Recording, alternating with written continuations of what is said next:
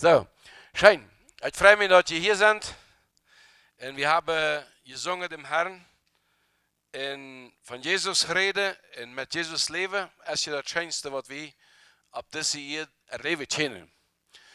Wir erleben Jesus in ganz verschiedenen Formen. Und Gott hat 1000 Vorwürfe. Gott hat viel Seiten, wo man Gott erleben kann, wenn wir die biblische Geschichte lesen, wo Gott sich offenbart hat, mit verschiedenen Nomen, und jeder Name bedient wird, ganz besonders von Gott seine Eigenschaften. Das wäre wir als Menschen Gott niemals ganz verstehen, von Leben, der mir seine Haft. Weil seine Herrlichkeit ist so groß und so wunderbar. Und doch muss wir, jeder von uns, das Leben hier auf diesem Leben, mit dem, was wir haben, was wir sind, mit unserer Familie, mit der Arbeit, was jeder Druck hat, wir müssen in diesem Leben, in dieser Grenze auch leben, die wir haben. Gott weiß, dass wir begrenzt sind, und er hilft uns, und er will uns helfen. Wir haben gerade Austria geführt, und ja, ich sage, wo die Menschen hier an den gekreuzigten Jesus denken, besonders in verschiedenen Städten, hier in Mexiko, da haben sie dort nur morgen, wo Jesus gekreuzigt wird, und da gibt es Menschen, die sich nochmal kreuzigen und so weiter, um dort zu wissen, wo er geleden hat. Und das ist groß in der eeuwige Botschaft, die Botschaft vom Kreuz. Aber was der große Trouble ist von vielen Menschen, die bei dem Kreuz kommen, gehen nicht durch den Kreuz eine Auferstehung. Sie stehen nicht mit Jesus ab, zu nicht leben.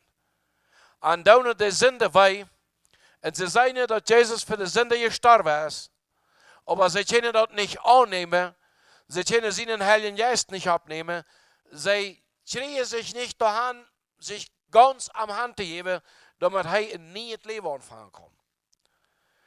Und das ist, woran das Volk nicht schaffen hat, im Christenleben. Jesus, der hat seine Schüler, seine Jünger, der Apostel, und dort wäre nicht der einzige Schüler, der er hat. Er hat hunderte Schüler, und manchmal wären tausende Menschen. Ich weiß nicht, wo heute die tausende Menschen geredet haben, ohne Speakers, ja, ohne Mic. Aber das hat geschafft. Vielleicht haben die Jünger dort wiederholt, dass alle hören können. Aber weißt du, dass Gott von all den Menschen, Einzelne, die ganz dicht bei Jesus kommen. Es wäre nicht der Pharisäer. Das gab verschiedenste Lehrer, geistliche Lehrer stehen, die haben mit Jesus geredet, aber sie kommen nicht dicht an Jesus in Hort an. Judas, der kommt nicht dicht an Jesus in Hort an. Er war einer von den 12, Auserwählte. Aber er hat am denkt was anderes. Er hat am denkt die Politik. Er hat am denkt das Geld. Das wäre ihm sehr wichtig. In der Bibel sagt er, dass er aus der Kasse mal was rückstehlen. Ja? So, er sagt mit Jesus am Dash, weil wir körperlich ganz dicht bei, aber sein Hort wir nicht dicht bei Jesus sein Hort. Sei den Unterschied. Ja? Wir sagen hier von da und, aber wo dicht wir bei Jesus sind, das ist immer zwischen einem Menschen und Gott. Das ist nicht so, wie wir alle hier sitzen, sind wir alle dicht bei Jesus. Die 12 Jünger am letzten Abendmahl, am heiligen Abendmahl mit Jesus, die saßen alle am Tisch. Und da wären ganz verschiedene Situationen. Johannes zum Beispiel, der lag an der Brust von Jesus. Der war ganz dicht bei Jesus. Und einmal redet die Bibel von ihm aus dem Jünger, den Jesus besonders liebt. Warum hat Jesus den Jünger Johannes so eine große Liebe für ihn? Weil Johannes immer sagt, ganz dicht bei Jesus zu sein. Er sagt, ganz mit ihm alle Wegen dabei zu sein. Weil Jesus wird besonders erlebt, da wie Johannes auch. Da wie Petrus. Da wie Jakobus, da wie du aus der Tochter von Jairus vom Tod abgeweiht wird. Da wie du aus auf dem Borschen abgehen und dort der Jen, wo Gottes kommen, en Elias en Mose komen, da wäre Johannes dabei. Hij wäre in diese besonderen Momente ganz dicht bei Jesus. Dat hat nicht bloß so wat damit te doen dat Jesus am leeft, dat hat ook damit te doen dat Johannes Jesus von ganzem harte leeft. Thomas war nicht so dicht beim Hort bei Jesus. So ist Johannes. Weil Thomas, der hat einmal Zweifel. Wird es stimmen? Kann es recht sein, was Jesus sagt? Ist es wirklich so, dass das Reich Gottes so rein ist, als Jesus das sagt? Hij had allemaal hinterfragen. Dan had hij allemaal Zweifel. So, hij kon nicht als Johannes, der kon einfach ganz dicht bei Jesus sein und sich an Jesus seine Brust fallen lassen und mit Jesus taub sein. Und die Frage von da und ist, wo dich bist du? Wo dich zieht? Wo dich sind wir an Jesus nachgekommen? Wo nun sind wir Jesus gekommen?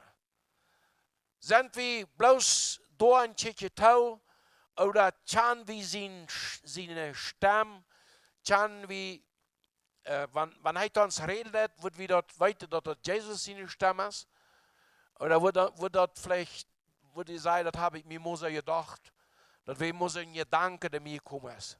Wird wir seine Stamm kennen? Wir folgen dich ganz beamten, aber nun wir an seinem Hort, der hat die kannte Stamm. Und Gott, der braucht verschiedene Bilder, um uns zu wissen, wo er das meint mit uns. Er sagt, er ist der Brigum und wir sind die Brut. Und wenn ein Brigum und eine Brut taub sind, der versucht ja, einmal ein bisschen nur zu kommen, einer am anderen, ja? Also selber habe ich gereicht. Ja? Nur dann, wenn sie gestritten haben, dann geht es mit wieder auf, ja? Und die Koppel sind weit weg, ja? So, Gott sagt, er will ganz mit uns taub sein. So ist der Brigum und der Brut. Oder er sagt, ich sehe den Vater und du bist mein Kind. Das ist auch so ein Bild. Ein Vater, der sein Kind lebt, der sein Kind abpassen hat. Das ist ein anderes Bild. Ein anderes Bild, das Gott Jeff sagt, hey, ich sehe deinen Freund. Und du bist mein Freund. Jesus sagt, sie sind meine Freunde, willst du Freunde weiter, dort wird andere nicht weiter. Und er hat alles gesagt, was ich von vorher weiß.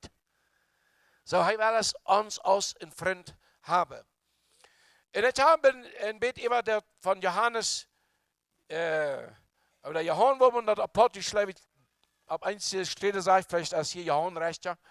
Er hat die Gelegenheit, Jesus zu erleben, als er auf diese Erde ging. Er hat die Gelegenheit, Kreuz zu sein, als Jesus Kreuz hang. Dann wäre die Johannes und dann wäre Maria da. Und Jesus sagte ihm, hier, das ist deine Mutter. Und das ist dein Sohn. Und die Bibel sagt, von dem Tag an nahm Johannes Maria an seinem Haus ab als die Mutter. Weil Jesus ihm der anvertraut hat, am Kreuz. Hij wird die am Ostermarie, in dem Graf, rennen deed.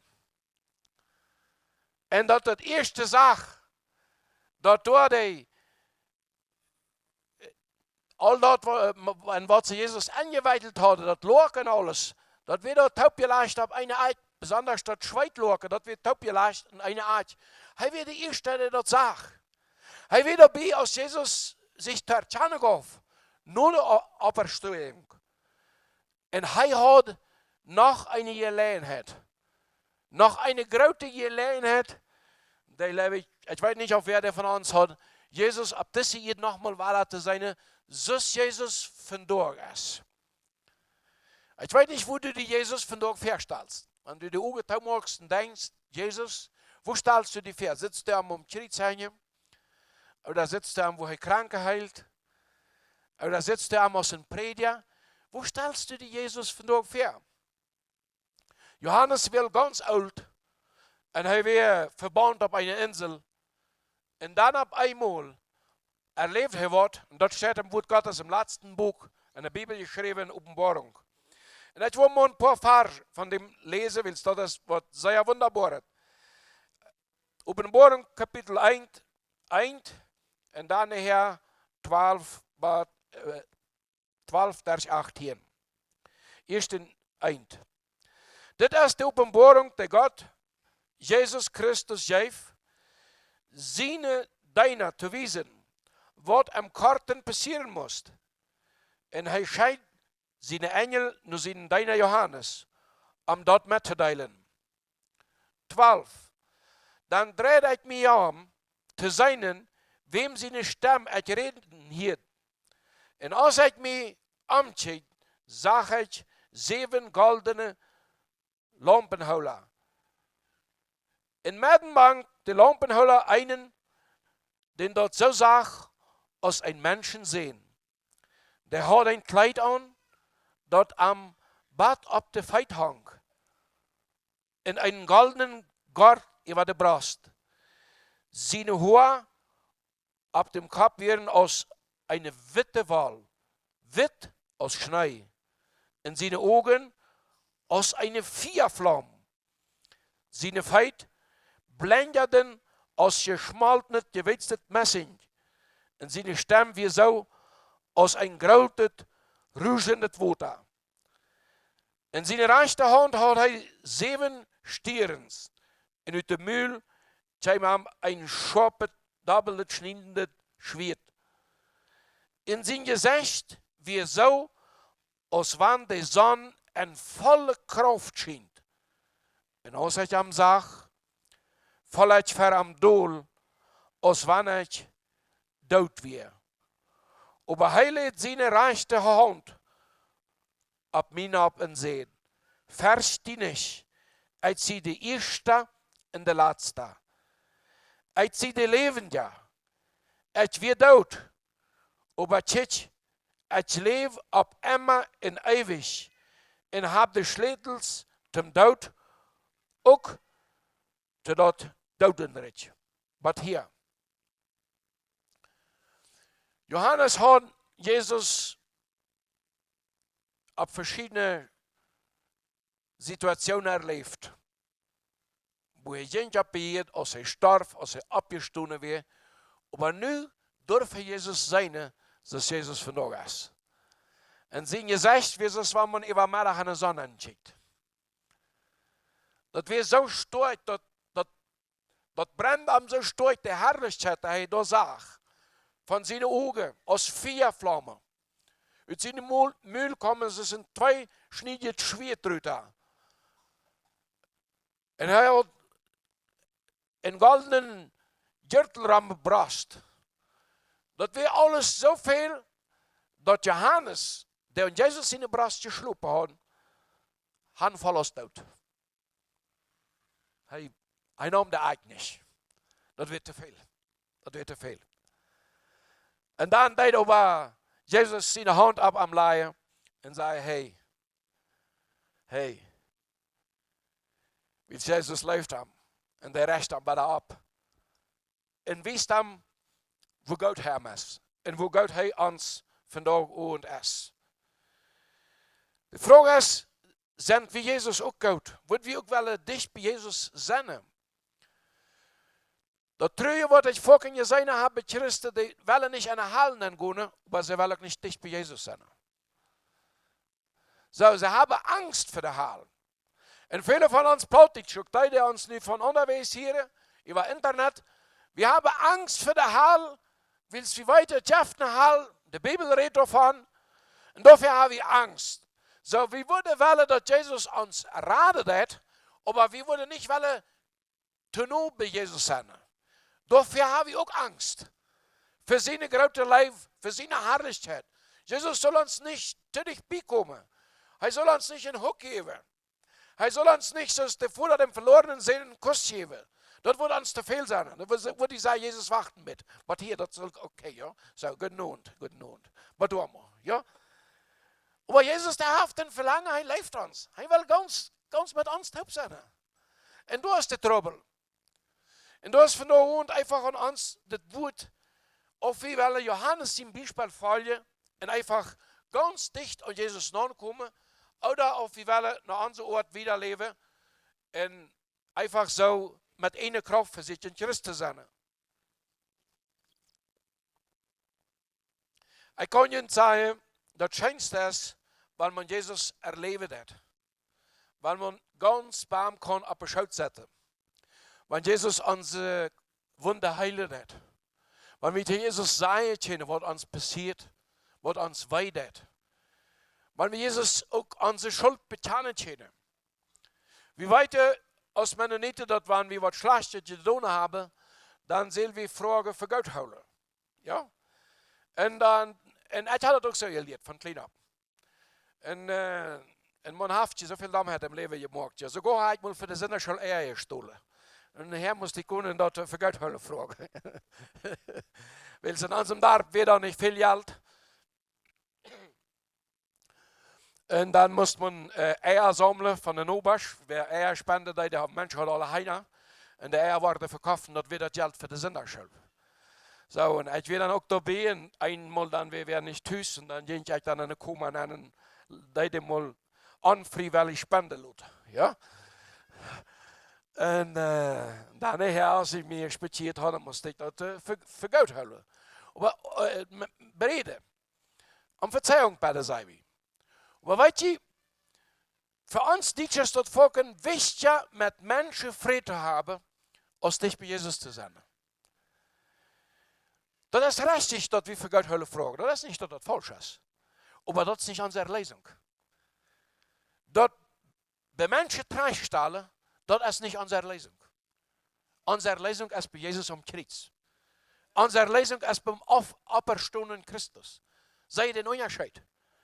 Es bleibt eine Zeit lang, ich muss bei allen Menschen für Gott Hölle fragen, und dann wird ich in rechter Christ sein. Und was ich dort antworte, das geht gar nicht. Weil wir weiter nicht mal, wo die Menschen alle sind, die wir im Leben irgendwas Schlechtes getan haben. Oder gesagt haben. Oder was immer gewesen ist, über den geredet haben. Ja? Wir haben das gar mehr alle im Denk. Wenn unsere Lösung davon abhängig ist, dann sind wir verloren. Unsere Lösung ist von Jesus Christus abhängig. Am ersten steht. Das ist über alles. Über alles Gute, was es gibt im Christenleben. Über alles Gute, was es gibt in der Gemeinde. Wie darüber steht dort, was Jesus für uns getan hat. Und Jesus sagt zu Johannes, ich zie die dood weer. Aber nu leef ik. En ik leef voor eeuwig. Voor alle Ewigkeit. Ich habe dem Tod den Schädel weggenommen. Und ich sehe die ganze der Opperstunde als von der Tod. Liebe Freunde, Jesus will auch, dass wir abstunden von der Tod. Zu einem neuen Leben, zu einem ewigen Leben. Und wenn wir ganz nah ankommen, dann wollen wir dort erleben, dann wollen wir durch sein, wo Jesus ist. Dann wollen wir seine Stimme kennenlernen. Wenn er redet, dann wollen wir kennenlernen, was er schlecht geworden und was er nicht schlecht geworden. Dann wird das nicht die erste Frage sein, was habe ich falsch und was habe ich richtig gemacht. Die erste Frage wird sein, ist Jesus traurig über mich? Ist sein Heiliger Geist traurig über mein Leben? Habe ich Dinge gesagt oder getan, die Gott traurig machen? Die Bibel sagt, wir sollen seinen Heiligen Geist nicht traurig machen. Weil es der Heilige Geist, wann wir sind, ja, dann wird er traurig. Weil wir sind Kinder Gottes. Wir haben gesagt, Jesus, komm in mein Hort, ich will dein Kind sein. Wir haben Buße getan und sind umgedreht. Und dann auf einmal gucken wir, was da war. Und fangen an, schlechte Dinge zu tun. Und dann wird der Geist Gottes traurig an unserem Hort. Gott hat das weh. Und da ist das Ding. Gott hat das weh. Und er wird haben, dass wir Tränen ankommen. Und dann wird er mit Freude uns wollen, alles für Gott holen. Alles verzeihen. Unsere ganze Schuld strichen. Menschen verzeihen nicht. Nicht als Gott. Weil die Menschen sagen, ich hole dir das für Gott, aber denke immer noch daran. Jeff, wenn ich Menschen, die für Gott holen, dann dat niemals mehr daran denken. Das sind wunderbare Menschen. Ja? Aber Gott sagt, wenn er uns verzeiht hat, dann ist es für immer. Einmal für immer. Wenn wir ganz dicht an Jesus nachkommen, dann weit wir, wo er uns das Leben gegeben hat. Den Auftrag. Jeder, der hier ist, jeder, der das hört, für jeden einen hat Gott was für auf dieser Welt. Keiner ist bloß gut so geboren. Aber viele von uns wissen nicht, wo sie leben. Sie sind bloß zum Lieden geboren, sie sind bloß zum Arbeiten geboren. Warum, zu was hat Gott mir das Leben gegeben? Dort entdeckt, wie wenn wir nach Jesus kommen. Ja, für jeden von uns, für jeden Einzelnen, jung und alt, für jeden Mensch, hat er was ganz Besonderes für. Wie der wird das in Weg gehen, aber wie der wird sagen, nee, ich will meinen einen Weg gehen. Ohne Jesus. Und die ohne Jesus gehen, das sagt die Bibel, die sind verloren. Die haben nicht ewiges Leben.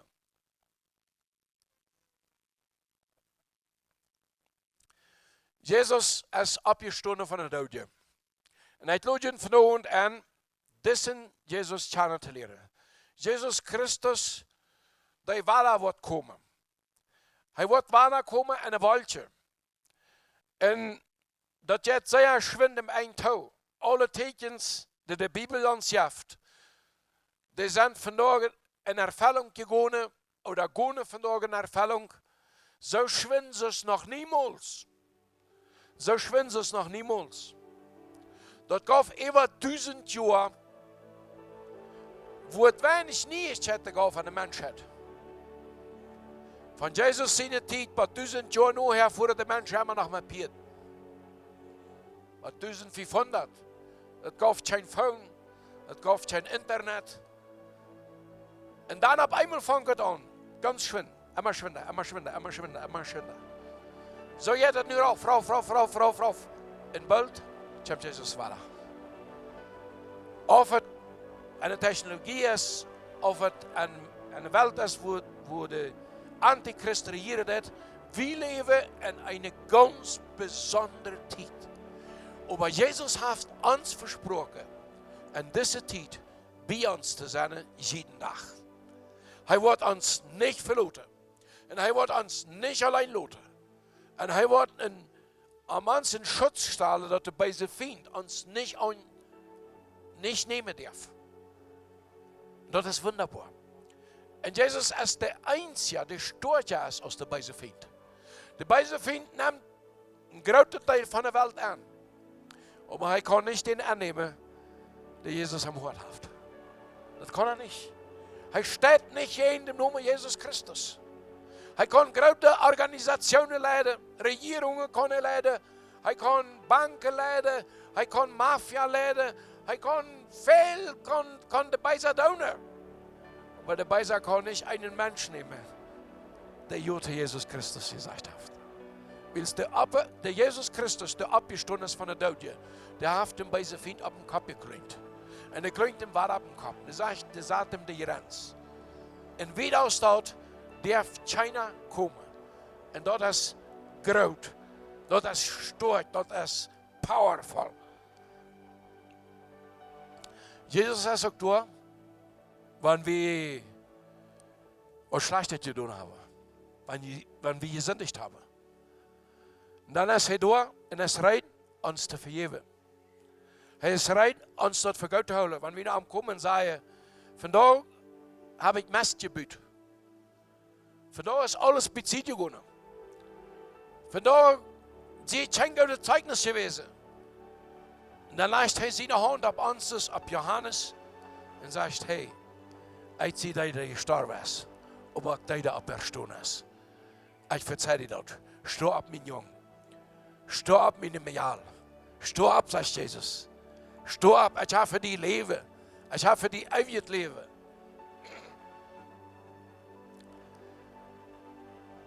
Ich würde den Welle von uns einladen, dass sie die Entscheidung treffen und sagen, ich will Jesus von ganz dicht kennenlernen. Ich will Jesus seine Arme spüren. Ich will, dass er mich heilen wird. Ich will die Macht und die Kraft von Jesus channelieren. Ich will seine Stimme channelieren. Ich brauche das. Ich will für ihn beten. Und dat is mir beten, waar ik aanloop dat ik naar verder kom. Dan zei je, ik brauche dat ik dit in Jesus channeliere. Ich habe immer Jesus vergauthole gefragt. Aber ich habe nicht das nie Leben konnte erleben. Ich habe nicht diese Kraft konnte erleben, die Jesus von der Tod abgeweiht hat. Ich habe nicht konnte diese Frieden erleben. Oder andere sagen, ich habe mal gehabt, aber dann sehe ich weitergekommen. Und nu weiß ich, dass ich dem Geist Gottes traurig gemacht habe. Komm terug. Hij wird dir verzeihen. Und hij wird dir weiter Frieden geben. Hij ist die sehr gut. Hij leeft die. Für alle Ewigkeit. Hij leeft die. Hij heeft al alle Schuld für die betont. Du brauchst wenigstens deine Sünde nicht wieder leiden. Jesus heeft al für unsere Sünde geleden. Und wir können frei worden. Und wenn hij de tijd der gerieten hat, dann erst sind wir frei. Frei, zum Gott noch fallen. Nu laat ik je dan opstonden en ik wil voor jullie bidden.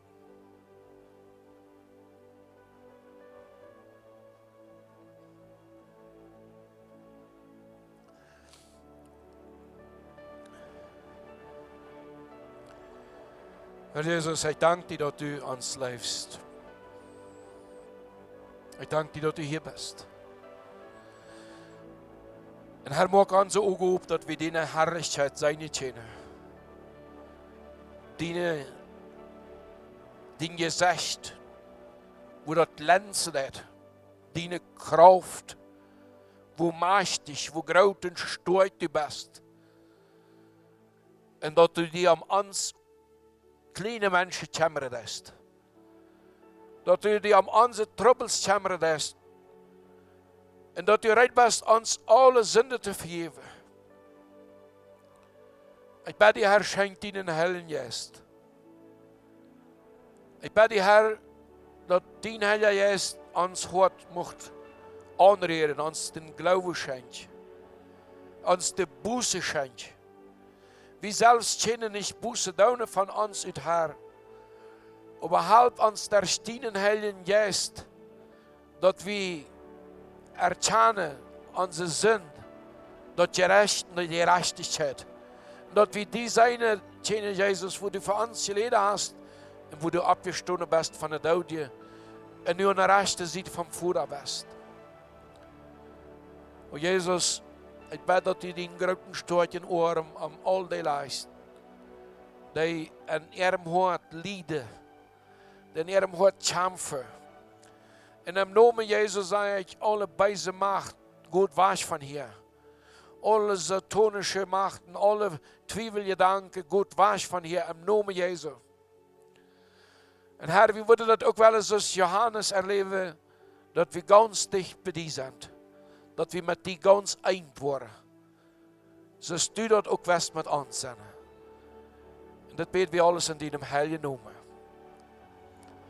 Und so wollen wir wieder beten und nu lade ich an, dass alle hier nach vorne kommen, die sagen, ich will vandaag ganz dicht bei Jesus kommen.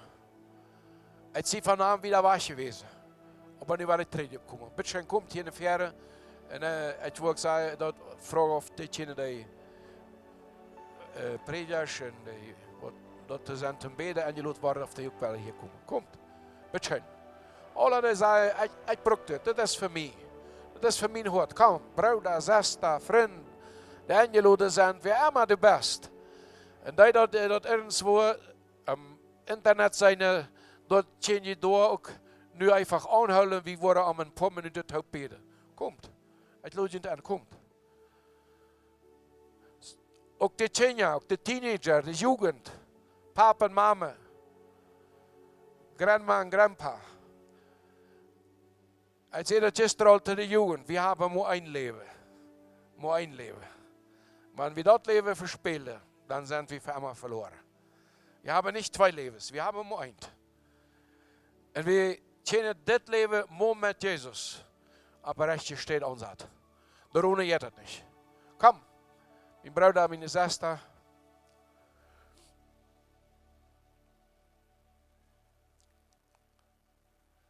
Kannst du die Musik ein klein bisschen wieder stellen? Komm.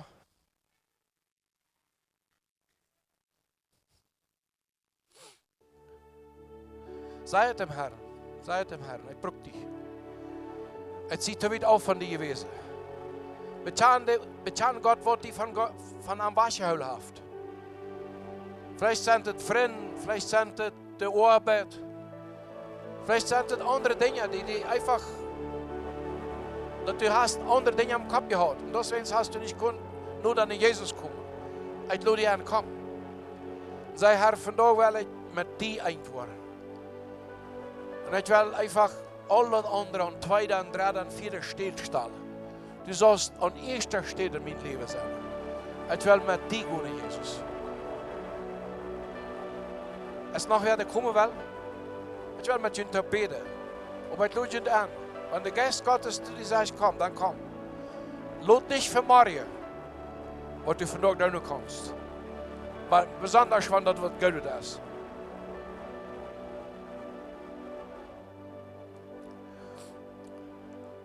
Bitte. Jesus hat für das am Kreuz getötet. Und er lebt die. Und er streitet seine Arme nach die. So er das am Kreuz steht. Und er sagt, dass keiner dem nicht hat, dem wird er zurückschmieden. Alle, die Jesus kommen, die wird er annehmen. Keiner ist zu schlecht. Und keiner ist zu gut. Wir brauchen alle Jesus. Eins sie ohne Arm verloren. Und jeder von uns, der hier ist. Ohne Jesus jaftet keinen waschen Vater im Himmel. Ohne Arm habe ich keine ewige Zukunft bei Gott. Wir tun nicht gut, wenn wir uns mit Arm versehen. Wenn wir nur am kommen. Wer will noch kommen, bevor wir beten? Sie brauchen nicht kommen, um ihnen Gefallen zu tun, aber für ihr Leben. Jeder von ihnen hat hier und hat die Verantwortung für die Entscheidung, die von dort treffen wird. Auch die, die Christen sind, und nur halbe Christenleben leben, und beten mit Jesus am Sonntag, und ein Wärtchen beten mit dem bösen Feind. Als wir nicht Mut machen, macht eine ganze Sache. So ist das mal, wer gesagt hat, ein halber Christ ist ein ganzer Mist. Da wird ihm nicht getrüht. Oder wir machen den Goal, oder wir haben verspielt. Das schafft nicht ein halbes. Und ich lade dich an, mit deinem Leben Gold zu machen.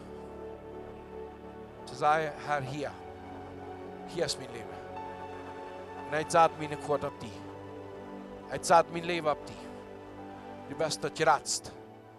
Und du bist das Einzige, was mir Sicherheit gibt für die Zukunft. Halleluja. Ich will ein kurzes Gebet sprechen. Die, die hier in die Ferien gekommen sind und was wir wollen mitbeten, zu den Gott geredet hat. Und die lade ich einfach an, mitzubeten. Eine lüde Stimme aus dem Zeugnis. Und das ist ein Gebet, wo wir Gott bekennen, dass wir gesündigt haben. Wo wir Gott sagen, dass wir leben, dass Jesus für uns am Kreuz gestorben ist, dass er abgestanden ist von der Tod. Und wo wir sagen, dass wir die Entscheidung getroffen haben, von da an Buße zu tun und zurück nach Gott zu kommen. Ja? Wer damit übereinstimmt, der darf seine Augen machen und seine Hand heben nach Gott und dann beten wir taub. Ich will einmal vier beten und du kannst nur beten. Dankeschön, Herr Jesus, dass du mich liebst. Von da an komme ich nach dir. Und ich bekenne, ich habe gesündigt. Und meine Gedanken, und was ich getan habe, und mir das leid. Und ich lebe, Herr Jesus, dass du für mich gestorben bist. Für die Vergebung von all meinen Sünden. Und ich lebe, Herr Jesus, dass du vom Tod abgestanden bist. Und von da an entscheide ich mich, Buße zu tun. Ich frage dich um Verzeihung. Und ich lade dich an, komm in mein Hort. Schenk mir das neue Leben. Lass mich abstehen zum neuen Leben. Dankeschön, Herr Jesus, dass du die Kraft hast. In dem Namen Jesu sei ich mir los von allem, was mich hindert, nach Jesus zu kommen. Und ich sage dem so tun, im Namen Jesu, go weg von meinem Leben und go weg von meiner Familie. Im Namen Jesu Christi. Amen. Amen. Weil wir hier noch wieder Stunden bleiben, wir sind bereit, mit jedem Einzelnen zu beten. Hier, Bruder Cornelsen, wird den Gottesdienst schließen, werden wir hier beten.